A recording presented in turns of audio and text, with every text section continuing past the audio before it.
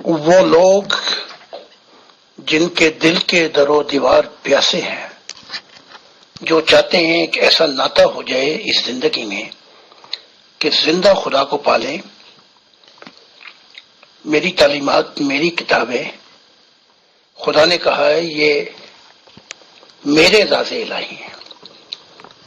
تو میں آ گیا ہوں، امیر فیصل صاحب، مغل اجالا صاحب اور دیگر ٹیم، مغل اجالا صاحب، امیر فیصل صاحب، مغل اجالا صاحب اور دیگر ٹیم، سب کا بہت بہت شکر گزار ہوں۔ تو جب آپ چاہیں ہم شروع کرتے ہیں۔ السلام علیکم ورحمۃ اللہ وبرکاتہ to all dear group members of pure discussion group.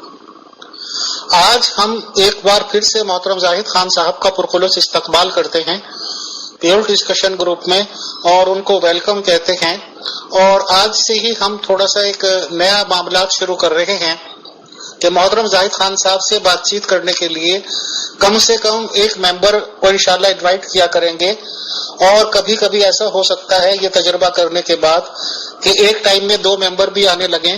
جیسا بھی ہوگا انشاءاللہ آپ لوگوں کو بتاتے رہیں گے۔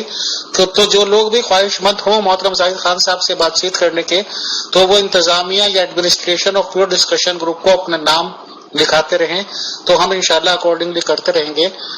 آج کے مہمان جو ہم نے بلائے ہیں وہ مسلم ممبر محمد افضال صاحب ہیں، تو انشاءاللہ آج ہم ان سے بھی سوالات کروائیں گے۔ شکریہ۔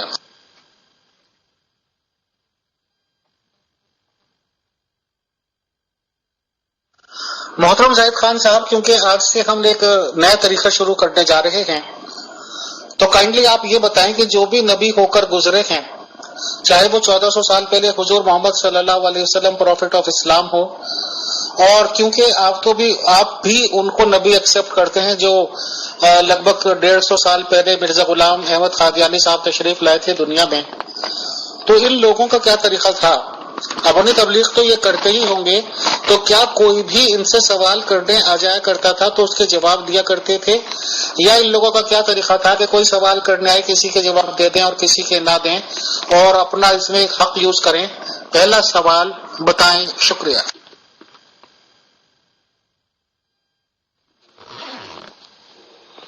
نہ ہر انبیاء کی روحانیت ایک جیسی ہے،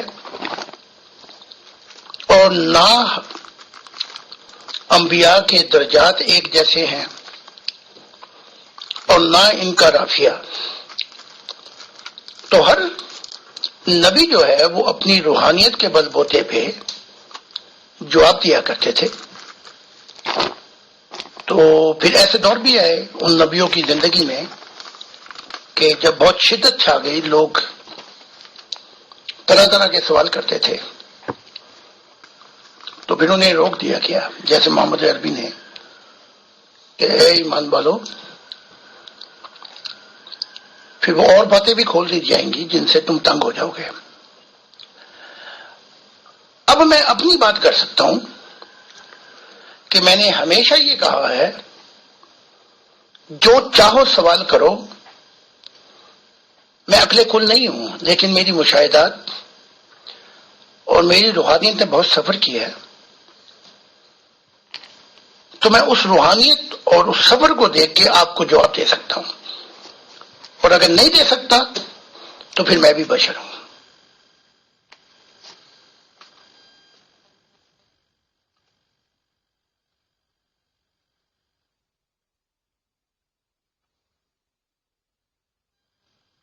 جی محترم، السلام علیکم۔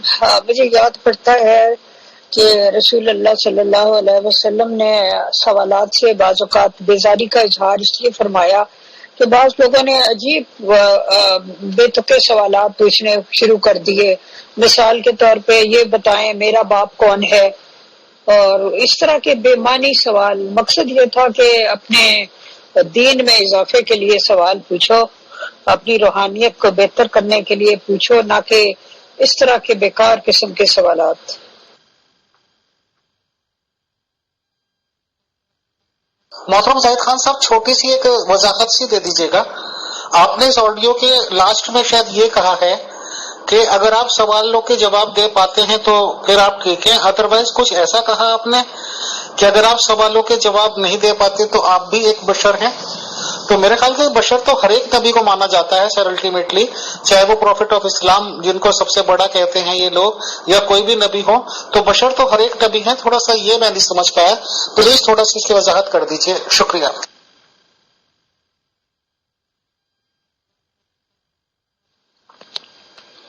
آپ نے بالکل صحیح اور بجا فرمایا. اسی لیے میں نے سارے گروپوں جو تھے، دو وجہ ہیں، ان کو سوال و جواب کی نشست جو ہوتی تھی وہ میں نے ان کو نہیں دی، کیونکہ سوال ایسے ہوتے تھے جو ذاتیات پہ، میری ماں، میری بہن، میری بیٹی، جن سے خدا کی معرفت الہی کا کوئی تعلق نہیں. اور دوسرا یہ تھا کہ پھر وقت کی کمی ہوتی گئی، کیونکہ اگر ہر سال 40 یا 90 ممبر بھی نئے آ جائیں تو ان کی درستگی کے لیے بہت وقت چاہیے. تو آپ نے جو کچھ کہا بالکل بجا فرمایا. ایسے ایسے بے تکے سوال اور مذاق کے اندر اور گستاخیوں کے اندر پھر بدتمیزی پہ اتر آنا، تو میرے پاس اس کی کوئی گنجائش اب نہیں رہی اور نہ ہی وقت ہے. اور ایسا کریں گے تو پھر ہم ان سب پروگراموں کو تو میں نے چھوڑ دیا، کیونکہ میرا اصل مشن تو جرمنی میں ہے.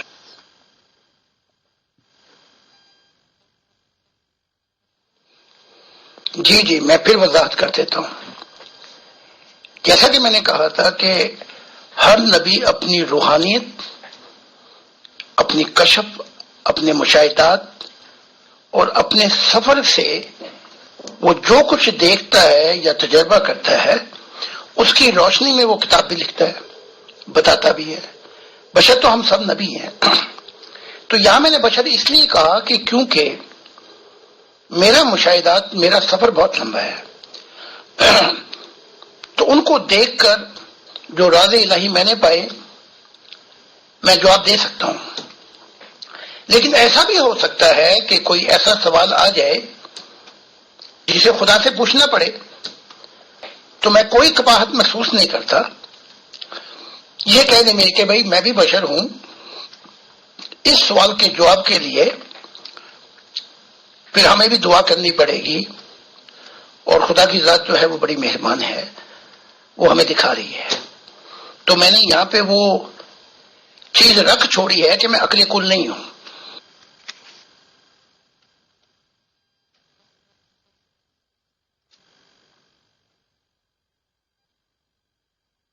محترم افضال صاحب آپ تشریف لائیں اور سوال کریں شروع.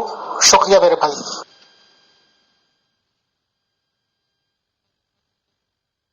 السلام علیکم ورحمۃ اللہ وبرکاتہ. محترم جاہد خان صاحب، آپ کا دعویٰ ہے مسیح الزمان ہونے کا اور خدا تعالیٰ کے دل ہونے کا. تو یہ خدا تعالیٰ کی طرف سے آپ کو جو ماموریت ملی ہے، تو یہ کس زبان میں آپ کو یہ ماموریت خدا تعالیٰ نے دی ہے؟ تھوڑا سا آپ اس کے بارے میں بتائیں. کیا خدا تعالیٰ کے الفاظ وہ کس طرح کے تھے؟ تھوڑا سا آپ وہ ہمیں آپ کیا خدا تعالیٰ کے ایگزیکٹ الفاظ دکھا سکتے ہیں محترم؟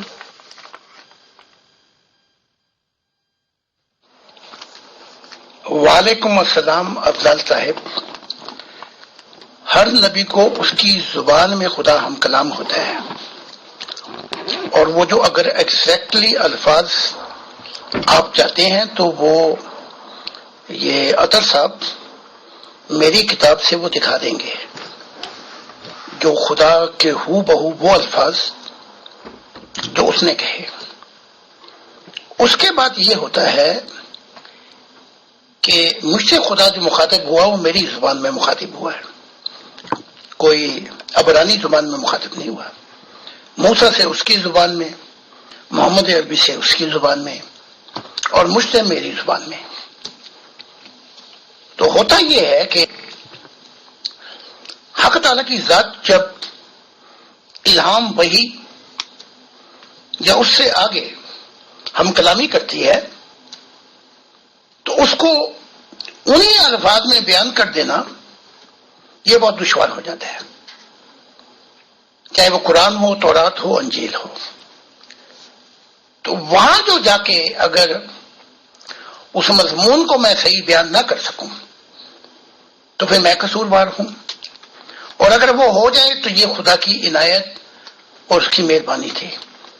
تو ہماری کتابوں میں دو چیزیں ملتی ہیں، ایک ہو بہو وہ الفاظ اور ایک اس کی تفصیل۔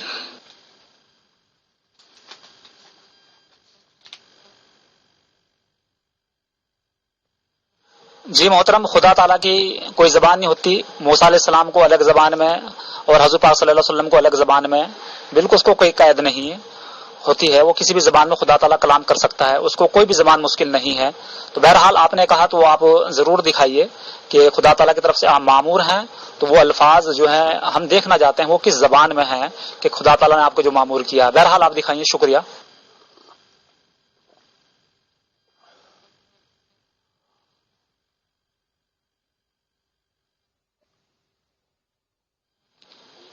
جی ہاں، آپ نے بالکل درست فرمایا، خدا کو تو کسی زبان کی قید نہیں ہوتی، وہ قید جو ہے وہ ہماری ہے۔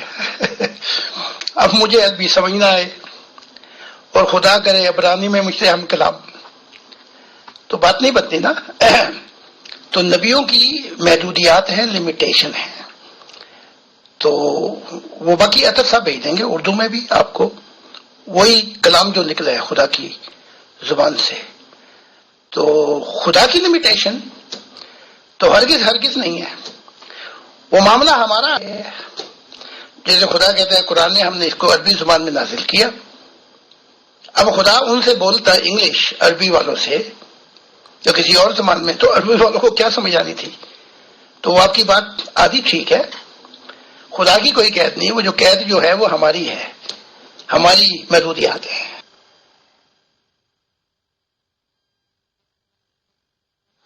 دوسرا سوال میرا یہ ہے کہ ہم یہ دیکھتے ہیں کہ خدا تعالیٰ کی طرف سے قدیم سے سنت اللہ یہ چلی آئی ہے کہ وہ ایک مذہبوں کو بیچتا ہے، خدا کے انبیاء معمور آئے ہیں تو اس کے ساتھ ایک شریعت قواعد قانون ساتھ میں آیا ہے، لیکن عام محترم کہتے ہیں کہ اب جو ہے مذہبوں کی صفحے لپیٹ دی گئی ہے، اب کوئی مذہب کی ضرورت نہیں ہے، تو ہمیں مرنے کے بعد کی جو ہمیشہ کی زندگی ہے اس کی جو ہمیں تیاری کرنی ہے، تو وہ حکم احکام جو ہے شریعتی نبی ایک لے کے آتا ہے، تو ہم وہ کس طرح سے اس کی ہم تیاری کر سکتے ہیں؟ اگر ہمارے پاس کوئی احکام حکم نہ ہو اور مذہب ہمارے پاس نہ ہو تو کس طرح سے ہم جو ہے وہ پھر خدا تعالیٰ کے احکام کو بجا لا سکتے ہیں؟ تو اس کے بارے میں رہنمائی کریں۔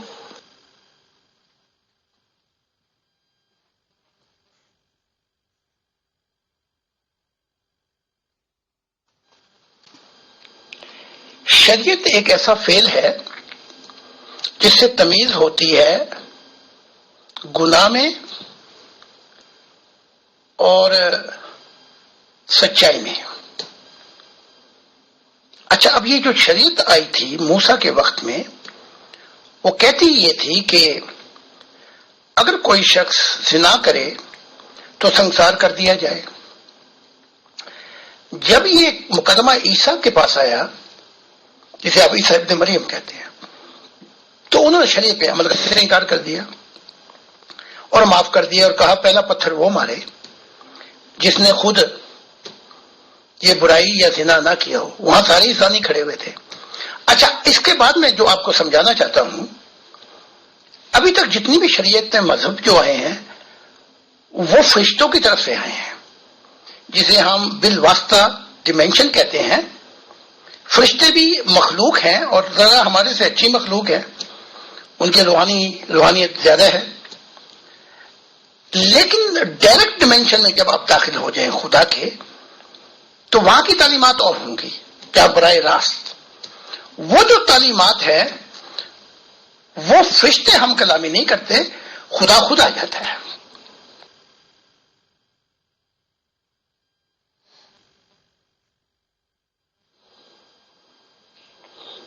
اچھا، اب ذرا گڑبڑ ہو گئی ہے کہ یہ مجھ سے پوچھا ہے مغل اجالا صاحبہ نے کہ محبوب کی تو ہوں ہاں بھی یاد رہتی ہے، ہوں ہاں یاد بھی نہ رہے کوئی بات نہیں، اور کچھ باتیں بھی بھول جائیں تو خیر ہے، بس جب وہ محبت الہی جب چھا جائے تو باقی چیزیں آگے پیچھے بھی ہو جائیں تو کوئی بڑا نقصان نہیں ہے، اگر مجھ سے سوال کیا ہے، ورنہ خیر۔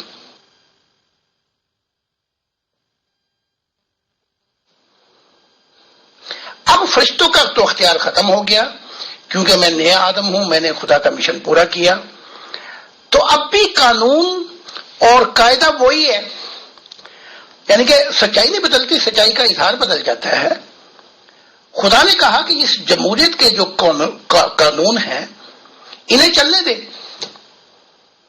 تو میری جو روحانی تعلیمات ہیں وہ بتا, کیونکہ یہ جو جمہوریت ہے وہ آزادی دیتی ہے بولنے کی, عورتوں کی آزادی دیتی ہے, انسانیت کی آزادی دیتی ہے.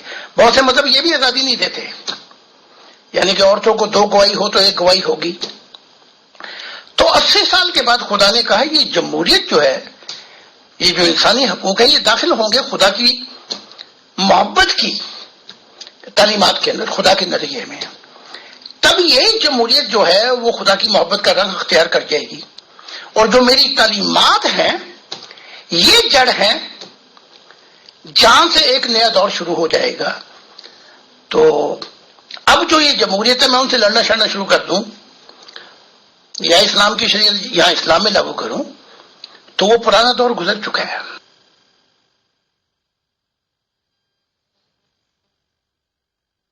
محترم زاہد خان صاحب, آپ سے بات چیت بھی ہوتی رہی. آج کی دنیا میں ماشاءاللہ میرا بھی ایک محبوب ہے, دلبر ہے, وہ تو میں کچھ نہیں بھولتا تب بھی 100 سنانے کو تیار بیٹھا رہتا ہے. محترم, اگر میں یہ کہہ دوں گا جو پہلا ورڈ بولا تھا وہ بھول گیا تو میرا کیا حال ہوگا, بتائیں.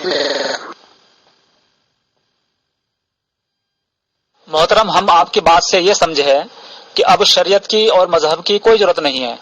اگر ہمیں خدا تعالیٰ کو پانا ہے تو ڈائریکٹ ہی ہم خدا تعالیٰ سے اب کو مل سکتے ہیں, یعنی ہم خدا تعالیٰ کا جو ہے وہ روحانی طور سے دیدار کر سکتے ہیں, بغیر کسی نبی کے وسیلے سے, بغیر کسی نبی کی سنت کو زندہ کرنے سے, بغیر کسی شریعت حکم احکام پہ نہ چل کے. کسی بھی مذہب کی کوئی ضرورت نہیں ہے. خدا تعالیٰ کو اگر پانا ہے تو وہ بنا مذہب کے پا سکتے ہیں. تو کیا میں آپ کی ان باتوں سے یہ سمجھاؤں, یہ صحیح آپ کی بات تھوڑا سا بتا دیں.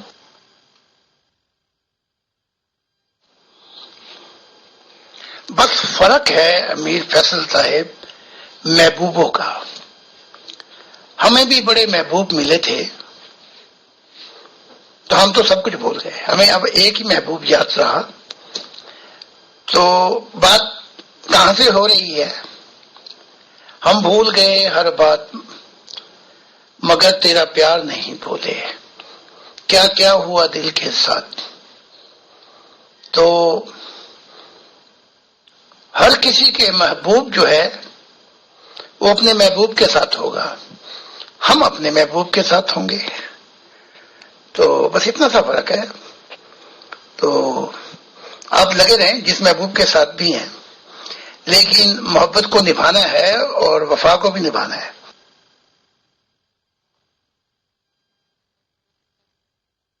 محترم, ہم آپ کی بات سے یہ سمجھے ہے کہ اب شریعت کی اور مذہب کی کوئی ضرورت نہیں ہے. اگر ہمیں خدا تعالیٰ کو پانا ہے تو ڈائریکٹ ہی ہم خدا تعالیٰ سے اب کو مل سکتے ہیں, یعنی ہم خدا تعالیٰ کا جو ہے وہ روحانی طور سے دیدار کر سکتے ہیں, بغیر کسی نبی کے وسیلے سے, بغیر کسی نبی کی سنت کو زندہ کرنے سے, بغیر کسی شریعت حکم احکام پہ نہ چل کے. کسی بھی مذہب کی کوئی ضرورت نہیں ہے. خدا تعالیٰ کو اگر پانا ہے تو وہ بنا مذہب کے پا سکتے ہیں. تو کیا میں آپ کی ان باتوں سے یہ سمجھاؤں, یہ صحیح آپ کی بات تھوڑا سا بتا دیں.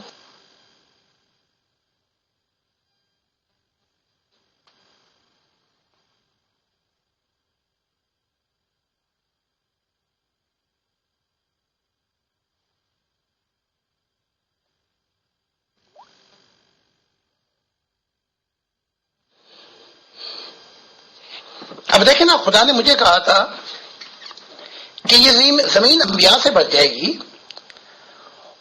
اور میرے دور میں 18 نبی اس مشن کے اندر آ گئے ہیں. اب میں منہ بنا کے تھوتا سا یہ کہوں گے خدا میں تو ابھی زندہ ہوں, یہ تو کیا کر رہا ہے, ایسے تو بات نہیں بنے گی. خدا اپنا وعدہ پورا کر رہا ہے. اب یہ جو 18 انبیاء آئے ہیں ان کے مشاہدات, ان کا سفر مجھ سے بہت علیحدہ ہے. تو جب محبت چھا جائے پوری کی پوری دل پر محبت الہی, تو پھر وہی بات ہو جاتی ہے جو یہ جامی نے کہی تھی, بندہ عشق شدی ترک نسب کن جامی.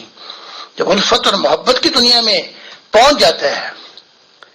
بندہ عشق شدی ترک نسب کن جامی در راہ فلاں ابن فلاں چیزیں نیک، تو ملت ابراہیمی یہ مطلب یہ وہ سب نابود ہو جاتے ہیں. تو پھر فنا سے آگے یہ دور اب ہے، یہ بقا کا دور ہے.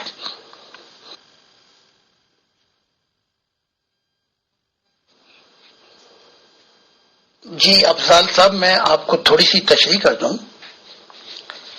جتنے مذہب بھی آئے ہیں ان کا مضمون ہے راہ، دین بھی رستہ ہے. ہم راہ کی بات ہی نہیں کر رہے. اب ہم کہہ رہے ہیں کہ اب منزل آ گئی ہے، جاگو اور دیکھو تمہاری منزل تمہارے سامنے کھڑی ہوئی ہے. تو خدا کی ذات نے جو ہمیں کہا ہے وہی ہمارے لیے عقل کل ہے، اور وہی ہمارے من کی آواز ہے کہ اب جو انبیاؤں سے زمین بھر جائے گی اور خدا کے محبت کرنے والوں سے یہ زمین بھر جائے گی، تو ہر ایک کا ناطہ ہوگا خدا کے ساتھ. جب سارے ہی انبیاء اور سبھی محبت کرنے والے ہوں گے تو اصل دنیا تو اب شروع ہوگی، جو منزل کی دنیا ہے.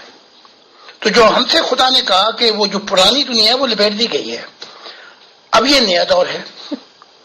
اس نئے دور میں خدا خود ہم کلام ہونا چاہتا ہے. ہم کون ہوتے ہیں کہ اس کو روک دیں؟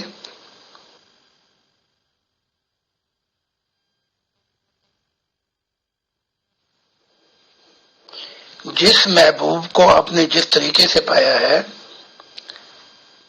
ہو سکے تو اپنے محبوب کی شکل، دنیائی محبوب کی شکل ہمیں بھی دکھا دینا. اور جب آپ ہمارے ساتھ چلیں گے ان وفاؤں کے ساتھ، ان وعدوں کے ساتھ، تو ہم اپنا محبوب بھی آپ کو دکھا دیں گے.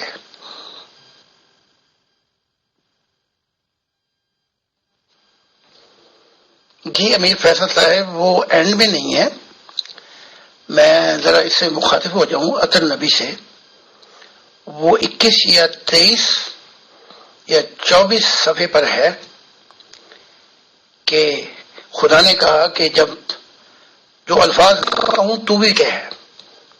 جب شروع کیا کہ میں الہی روح ہوں، جب کچھ نہ تھا تو میں تھا، جب کچھ نہیں رہے گا تو میں رہوں گا. یہ لال کتاب کی 21 اور غالباً 23-24 باتیں شروع ہوتی ہے. جی محترم، آپ نے مذہب کو جو ہے ایک وہ راستہ بتایا ہے، اور آپ کہتے ہیں کہ اب راستے کی کوئی ضرورت نہیں ہے، اب منزل آ چکی ہے. بہرحال یہ تھوڑی سی ایک عجیب بات ہوئی ہے کہ خدا تعالیٰ کی جو قدیم سے سنت ہے، جتنے بھی نبی آئے ہیں وہ ایک راستہ لے کے آئے ہیں. سیدھا راستہ کون سا وہ ہم کو دیکھنا ہے، تاکہ ہم سیدھے راستے پہ چلیں تو پھر ہم اپنی منزل مقصود تک پہنچیں.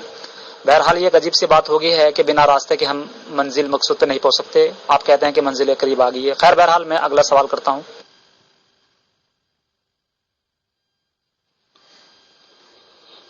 آپ کے قرآن کے اندر یہ نبوت ہے کہ اے محمد، وہ جو چھپی ہوئی جنتیں ہیں ہم ان کو ظاہر کر دیں گے. نیا آسمان اور نئی زمین کا ذکر ہے کہ نہیں ہے؟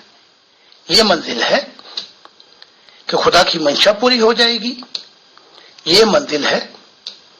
اور نئی زمین تو انتہائی حسین ہے. نئی زمین سے مراد جو ہے وہ لوگ آئیں گے جو وارث ہوں گے اس زمین کے، اہل ہوں گے جو خدا کی قدر و قیمت کو پہچانیں گے. یہ منزل ہے. اچھا، اب میں آپ کا دوسرا سوال سنتا ہوں. خاکسار کا اگلا سوال یہ ہے کہ آپ جو ہے خدا تعالیٰ کے مامور ہونے کا آپ کا دعویٰ ہے، تو ہم جتنے پچھلے بھی پرانے خدا تعالیٰ کے انبیاء مامور آئے ہیں، کبھی بھی انہوں نے ایمان بالغیب، جنت کی، دوزخ کی، اس طرح سے کثرت کے ساتھ غیب کی خبریں نہیں دی ہے. کیونکہ یہ دنیا، عالم دنیا، یہ امتحان کی جگہ ہے، اور ایمان بالغیب پہ جو ہے وہ سارا دار و مدار ہے ہمارے اعمال کا. اور ہم آمنت باللہ، ایمان لائے اللہ پر، وہ ملائکتی ہی اور فرشتوں پر، اور یوم آخرت پر، اور جنت دوزخ پر. یہ تمام کی تمام چیزیں جو ہے وہ ہم نے نہیں دیکھی، لیکن ہم پہ ان پہ ایمان بالغیب لاتے ہیں. اور ایمان بالغیب لانے کی وجہ سے ہی ہم جو ہے وہ اعمال کرتے ہیں. اب آپ ان سب تمام چیزوں کو جو ہے وہ ایمان بالغیب میں ختم کر کے ساری چیزوں کو جو ہے وہ آپ بتا رہے ہیں، تو کیا ہمارا جو امتحان کا جگہ ہے وہ ختم ہو گئی ہے؟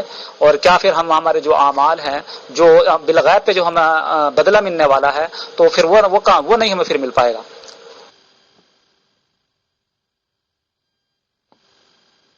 زاہد خان صاحب، آپ جس تحریر کی بات کر رہے ہیں وہ میں اس کا پہلا پیراگراف پڑھ دیتی ہوں۔ رب العالمین نے کہا میں الہی روح ہوں، جب کچھ بھی نہیں تھا تو میں تھا، جب کچھ بھی نہیں رہے گا تو میں رہوں گا، جب اندھیرے تھے تو میں ان اندھیروں میں بھی تھا، روشنی میرے ذریعے شروع ہوئی، مجھ سے پہلے کوئی چیز اپنی تخلیقات میں نہیں تھی، کل کائنات ظاہراً و باطناً اپنا حسن کھو سکتے ہیں، تباہ و برباد ہو سکتے ہیں، لیکن میں ہمیشہ رہوں گا، مجھے کوئی چیز تبدیل نہیں کر سکتی، مجھے کچھ بھی کوئی بھی چیز تباہ نہیں کر سکتی، کوئی بھی چیز مجھ پر اثر انداز نہیں ہو سکتی، میں وقت اور فضائے خیلہ اور سپیس سے ماورا ہوں، میں جب ایک مقصد دوں زندگی کا تو وہ ابدی اور دمائی ہے، زندگی مجھ سے شروع ہوئی اور محبت مجھ سے شروع ہوئی، میں وہ خدا ہوں جو تبدیل نہیں ہوتا۔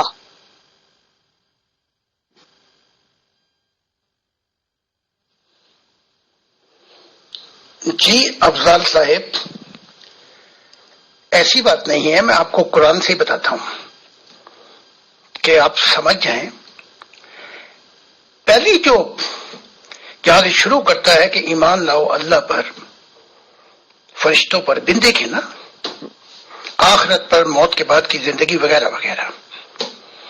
اچھا، یہاں سے تو شروع ہو جاتا ہے قرآن۔ آگے آ جائیں تو قرآن خود ہی کہتا ہے، اب یہ دوسرا دروازہ کھل رہا ہے، یہ اندھے پنوں کا دروازہ نہیں ہے بلکہ دیکھتا ہے آدمی،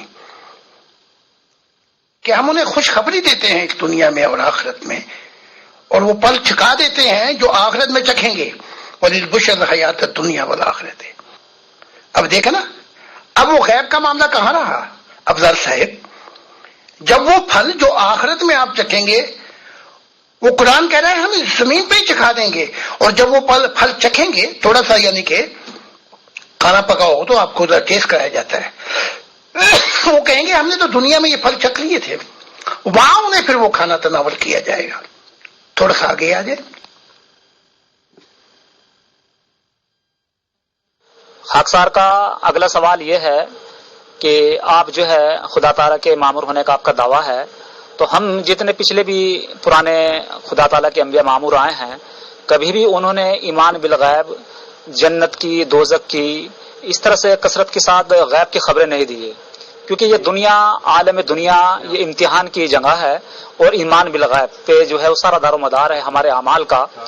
اور ہم آمنت باللہ، ایمان لائے اللہ پر، وہ ملائکتی ہی، اور فرشتوں پر، اور یوم آخرت پر، اور جنت دوزخ پر، یہ تمام کی تمام چیزیں جو ہے وہ ہم نے نہیں دیکھی، لیکن ہم ان پہ ایمان بالغیب لاتے ہیں، اور ایمان بالغیب لانے کی وجہ سے ہی ہم جو ہے وہ اعمال کرتے ہیں۔ اب آپ ان سب تمام چیزوں کو جو ہے وہ ایمان بالغیب میں ختم کر کے ساری چیزوں کو جو ہے وہ آپ بتا رہے ہیں، تو کیا ہمارا جو امتحان کا جگہ ہے وہ ختم ہو گئی ہے؟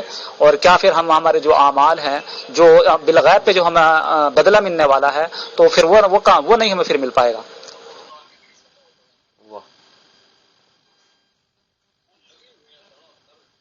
زاہد خان صاحب، آپ جس تحریر کی بات کر رہے ہیں وہ میں اس کا پہلا پیراگراف پڑھ دیتی ہوں۔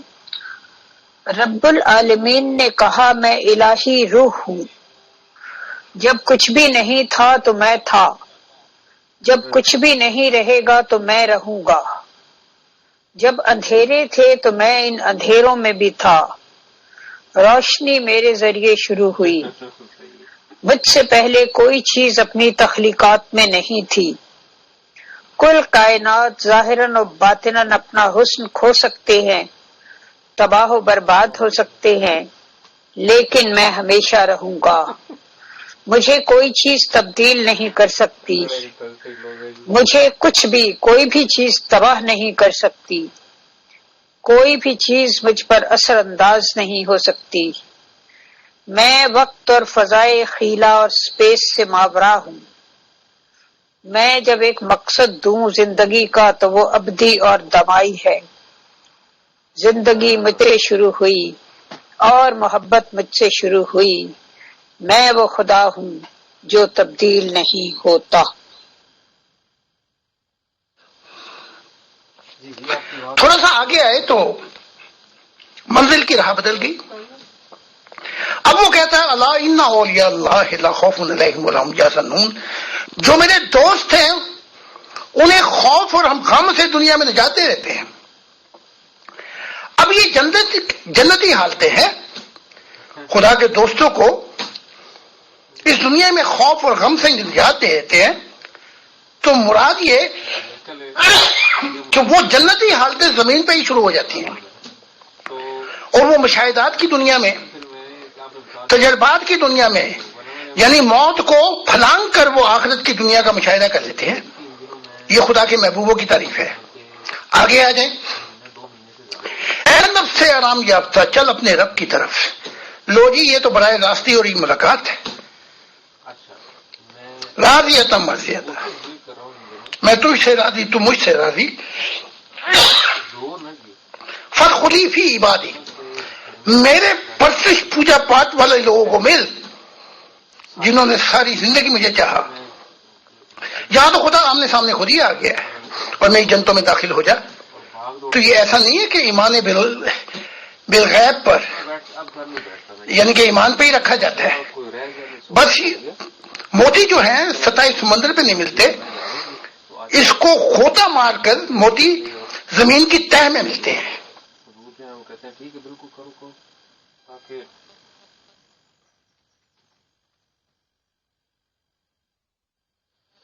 جی محترم، آپ نے قرآن شریف کی آیت کا مفہوم بتایا ہے. بالکل قرآن شریف کی آیت کا مفہوم یہی ہے کہ ہم اس دنیا میں جو خدا تعالیٰ کی عبادت کرتے ہیں اور خدا تعالیٰ کی عبادت سے جو سرور، جو لذت، جو مٹھاس ہمیں محسوس دیتا ہے اس دنیا میں رہ کے، تو وہ ہمیں پھر مرنے کے بعد خدا تعالیٰ جب ہمیں اس کے متمثل ہو کے اس کی جب ہمیں پھل دے گا تو وہ بے ساختہ خدا تعالیٰ سے یہ کہیں گے، خدا تعالیٰ یہ تو ہم نے پھل جو آپ ہمیں دے رہے تو ہم نے جنت میں کھائے ہیں. یہ مٹھاس، یہ لذت جو ہمیں جو ہے وہ دنیا میں بھی محسوس دی ہے، تو یہ مرنے کے بعد کی بات ہو رہی ہے. وہ میرے لیے پرابلم نہیں ہونا چاہیے.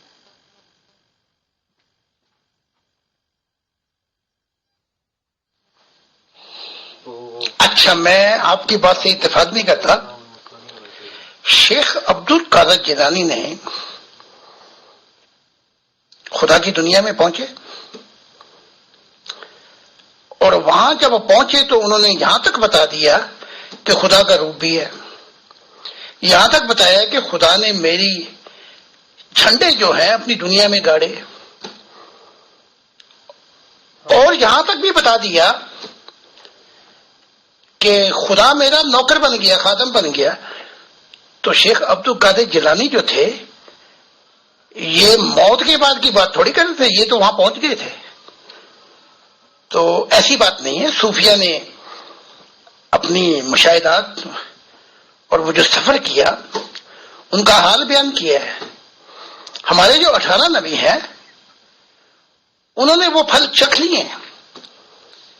تو یہ موت جو ہے ایمان غیب تک تو ٹھیک ہے، لیکن جب کوئی پھلانگ جائے موت کی دوسری طرف اور اپنا تعلق زندہ خدا سے قائم کر دے تو غیب کے پردے ہٹا دیے جاتے ہیں. اگر آپ کہیں تو میں آپ کو صحابہ کی بھی مثال دیتا ہوں. اس قرآن شریف کی آیت میں بھی واضح مردیہ فدخلی فی عبادی ودخلی جنتی، اس میں بھی جو خدا تعالیٰ مرتب ہے وہ روح سے ہے.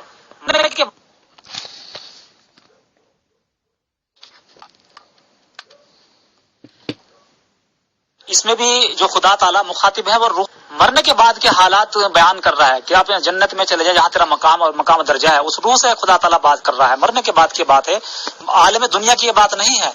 تو محترم میرا آپ سے یہی سوال ہے کہ جتنے بھی نبی آئے ہیں انہوں نے کبھی بھی ایمان بالغیب کے خدا تعالیٰ نے جو دار و مدار رکھا ہے اس پہ اس طرح سے کبھی بھی جنت دوزخ کے بارے میں بالکل نہیں بتایا تاکہ ایمان بالغیب ختم ہو جائے اور جو اعمال کا دار و مدار ہے وہ باقی نہ رہے.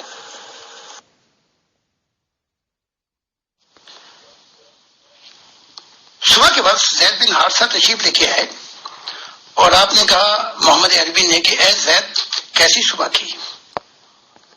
تو انہوں نے کہا کہ اے یا رسول اللہ میں نے ایسی صبح کی کہ میں اپنی آنکھوں سے، اب دیکھیں زندہ ہے، جو کچھ دوستوں میں ہو رہا ہے، جو کچھ جنت میں سرگوشیاں ہو رہی ہیں، میں سب کچھ دیکھ رہا ہوں. تو یہ تو زندہ ہے اور انہی آنکھوں سے وہ مشاہدات کر رہے ہیں، پھل بھی چکھ رہے ہیں، دل کی حالتیں بھی ان کی عجیب ہیں. تو آپ نے کہا کہ اے حارثہ تو پا گیا، تو پا گیا، تو پا گیا، اب تو اس منصب کی حفاظت کر. تو دنیا کے اندر یہ سارے معاملات ہو جاتے ہیں. وہ جو کہا ہے نا کہ بن دیکھے ایمان لاؤ، نئے دور کے الفاظ میں کہا جائے گا کہ یہاں جب داخل ہو خدا کی دنیا میں ایمان بالغیب، یہاں پازیٹو طریقے سے داخل ہو، ورنہ خالی آئے ہو خالی جاؤ گے. اب یہ اظہار بدل گیا ہے ایمان کا، لیکن اس دنیا میں ایمان کے پردے اٹھا دیے جاتے ہیں. جی افضل صاحب، کیا معراج کی رات میں محمد صاحب نے نہیں بتایا، اپنا آنکھوں دیکھا کہ جو مالک جو دروغہ ہے جبرائیل سے کہا کہ اس کو کہا کہ مجھے دوزخ دکھا، دوزخ دکھائی گئی، جنتیں دکھائی گئی. تو کہا گیا ایمان بالغیب، وہ دیکھ کر بتا رہے ہیں آپ کو. اور اس کے بعد لائن لگی ہوئی ہے صوفیہ کی، جو وہاں پہنچ کے اپنا حال بتا رہے ہیں. وہ علیحدہ بات ہے کہ وہ بیچارے چھپ ہو گئے. تو کیا محمد صاحب نے بتایا نہیں کہ میں نے جنت دیکھی، میں نے دوزخ دیکھی؟ تو یہ تو وہاں پہنچ کے بتا رہے ہیں، کوئی ایسی بات نہیں کہ سنی سنائی ہو.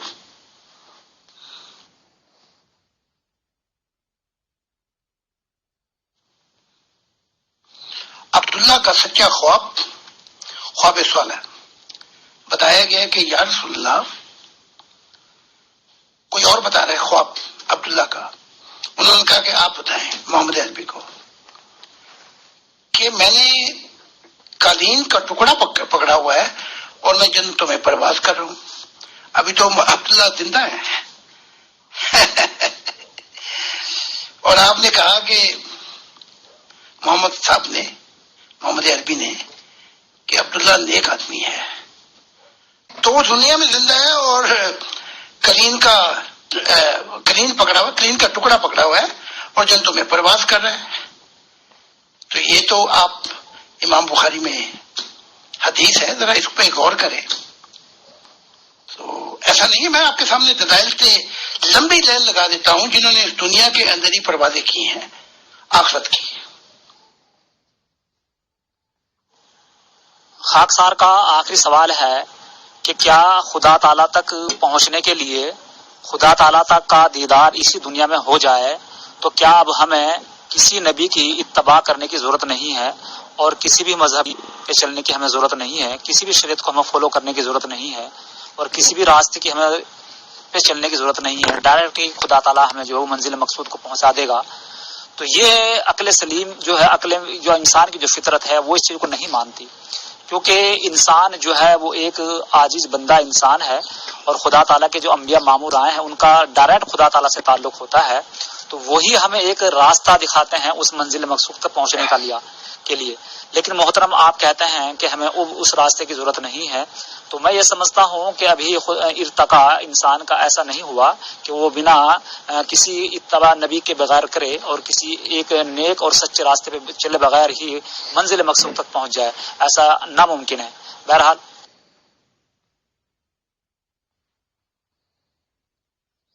جی محترم زاہد خان صاحب، میرا خیال ہے کہ اب سوال صاحب کے سوال پورے ہو گئے ہیں.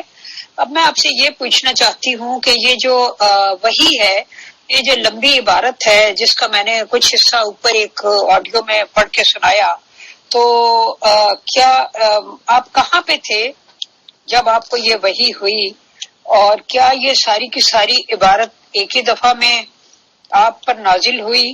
کس طرح سے ہوئی؟ کیا جبرائیل لے کے آئے یا ڈائریکٹ الفاظ تھے یا کس طرح ہوا؟ اور کیا آپ نے وحی لکھ لیا تھا؟ یہ ذرا تفصیلات بتا دیجیے پلیز. Thank you.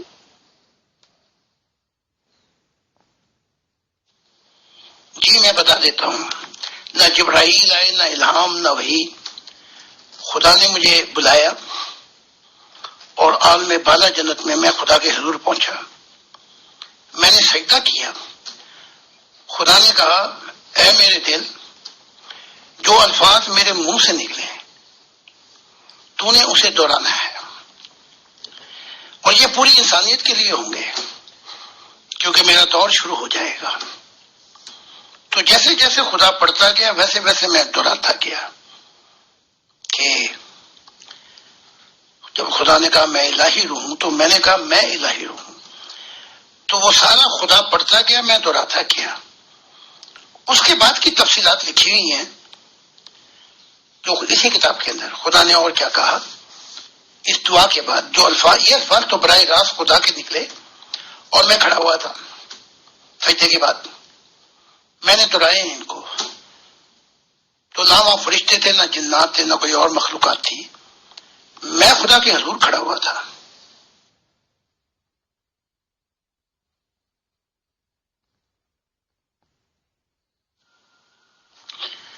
آپ جس شریعت اور قاعدے قانون کی بات کرتے ہیں، میں بھی جرمنی میں رہتا ہوں اور میں جو یہ جمہوریت کے قاعدے قانون ہیں میں بھی ان کو فالو کرتا ہوں. اب ہم آ جاتے ہیں محمد عربی کی، امام بخاری کی حدیث ہے، آپ کو پتہ بھی ہوگا کیونکہ آپ ماشاءاللہ عالم فاضل لگتے ہیں. محمد رسول اللہ نے کہا کہ اس دنیا میں اپنے آپ کو پیاسا، ننگا، اور یہ حدیث تواتر سے بیان کی، بڑی لمبی حدیث ہے. پیاسے سے مراد مجاہدہ کرنا، جیسے آپ روزے کہتے ہیں. ننگا سے مراد جو ہے یعنی خدا کی فرما برداری میں انسان وہاں تک پہنچ جائے کہ اسے کوئی ننگا نہ کر سکے. تو محمد عربی کہتے ہیں کہ ممکن ہے کہ تمہیں اس دنیا میں ہی خدا کا دیدار ہو جائے. تو میں نے اس لیے نوٹ کر دی کہ اس دنیا میں بھی دیدار واجب ہے، وہ آخرت میں جو ہوگا وہ تو علیحدہ بات ہے نا. پھر خدا کی ذات خود ہی کہتی ہے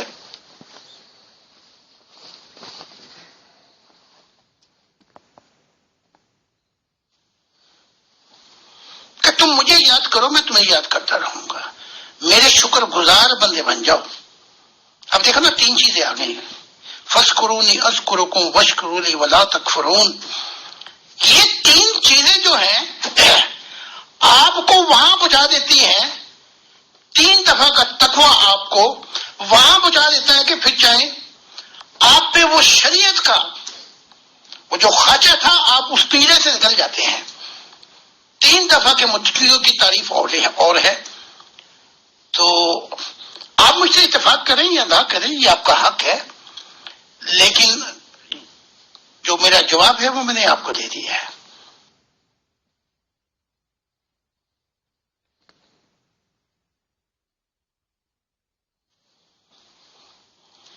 جی بالکل.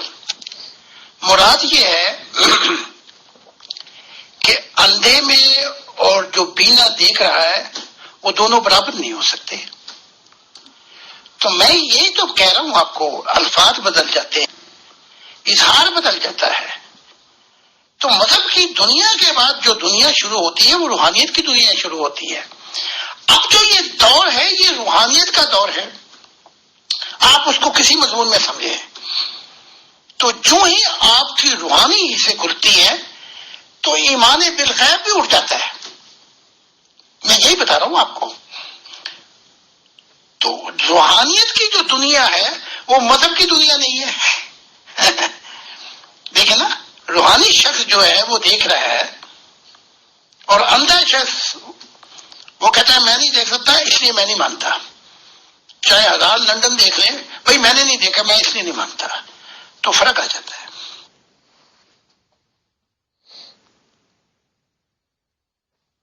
جی محترم، درست ہے، کسی نہ کسی طرح کا اس دنیا میں بھی ضرور ہوتا ہے، ورنہ قرآن کریم میں یہ آیت نہ ہوتی کہ جو اس دنیا میں اندھا ہے وہ آخرت میں بھی اندھا ہوگا.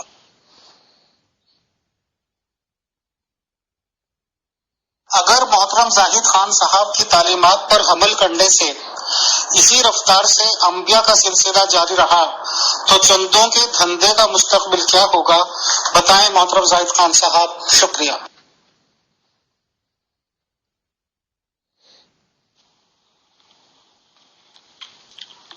چندے میں اور ڈونیشن میں بہت بڑا فرق ہے. ڈونیشن سے مراد یہ ہوتی ہے کہ جو بھی ہمیں دل کے محبت اور خلوص سے کہیں جی ہم آپ کو یہ دینا چاہتے ہیں، تو اس کے لیے ایک اپنا آرگنائزیشن بنا دی ہے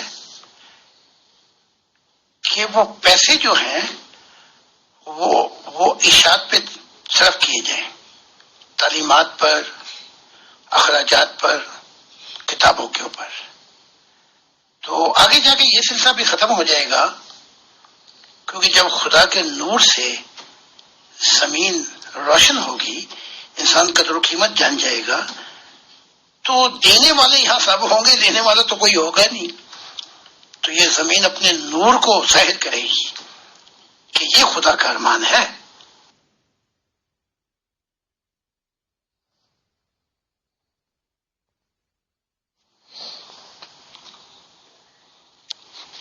میں نے واضح کر دی ہے اس بات کو کہ ہم چندے نہیں لیتے.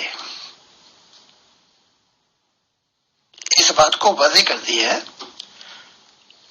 ڈونیشن دیتے ہیں جو شخص اپنے دل سے دینا چاہے. اس لیے ہم نے قید اٹھا دی ہے ہر شخص پہ سے کہ جی ہمیں 10% یا 5% دو. تو کیونکہ میں بانی ہوں، مسیح السماء ہوں، خدا کا دل ہوں، میں نے اس چیز کی بنیاد رکھ دی ہے. تو چندوں کے دھندے تو یہیں سے ختم ہو جائیں گے، کیونکہ میں نیا آدم ہوں، مجھ سے ضروریت چلے گی اپنا سوسائٹی کی، قوم کی، دنیا کی. تو میں مشرع راہ ہوں کہ ہمیں زبردستی کسی پہ اس کی جیب خالی کی جائے.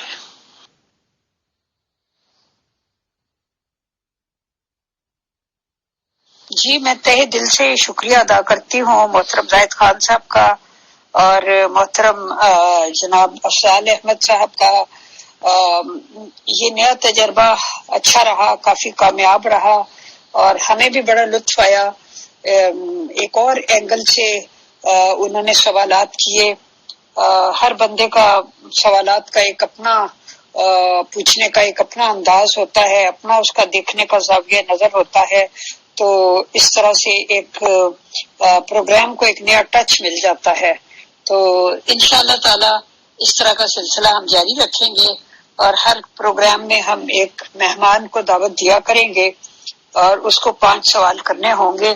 اب چاہے وہ شروع کے 15 منٹ میں ختم ہو جائیں یا 30 منٹ میں یا 45 منٹ میں، لیکن بہرحال ہم اس کو ایک نیا ٹچ دیں گے اس پروگرام کو. تو آپ سب کا بہت شکریہ. فیصل بھائی آہستہ آہستہ یہ سلسلہ اور دلچسپ ہوتا چلا جائے گا، کیونکہ ظاہر ہے variety is the spice of life. تو وہ جو ایک ہی چیز ہوتی ہے وہ بہت عرصے تک چلتی رہے تو ذرا مناٹنس ہو جاتی ہے، اور ورائٹی ضرور لانی چاہیے ہر چیز میں. اس طرح سے ڈفرینٹ ذہنوں کے ڈفرینٹ سوال آئیں گے تو یہ سلسلہ بہت کارآمد رہے گا انشاءاللہ تعالی.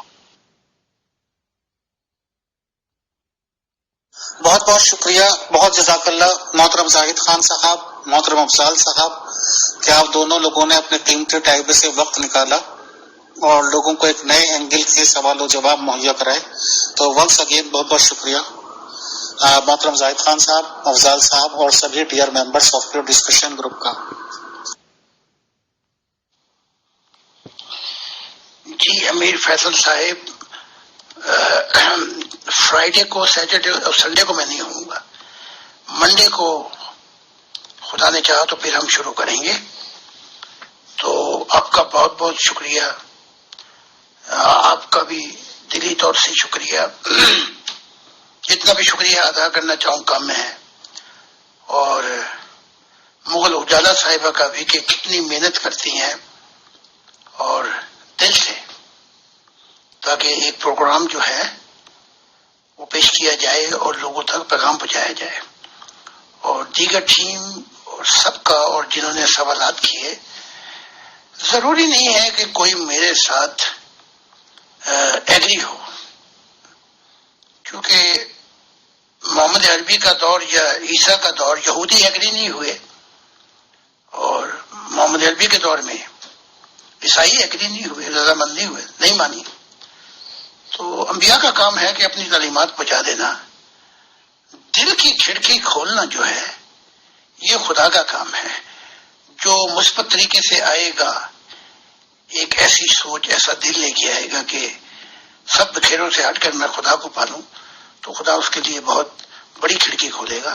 بہت بہت شکریہ. Thank you and God bless you.